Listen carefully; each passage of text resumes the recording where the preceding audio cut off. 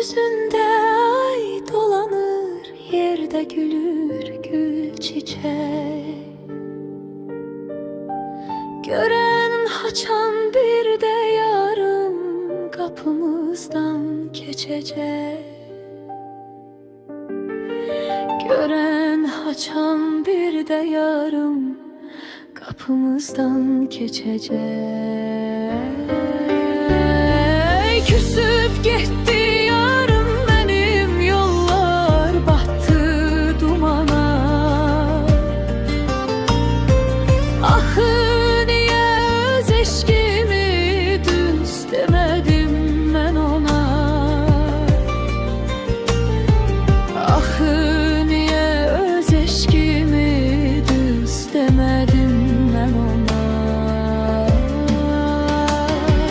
Göydeki o tenha oldu sanki beni andırır. Düşündükçe hicran odur yüreğimi yandırır.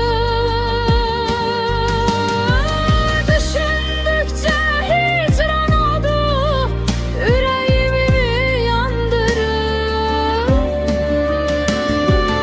Belkindir gül içinde bahır, o da yollara.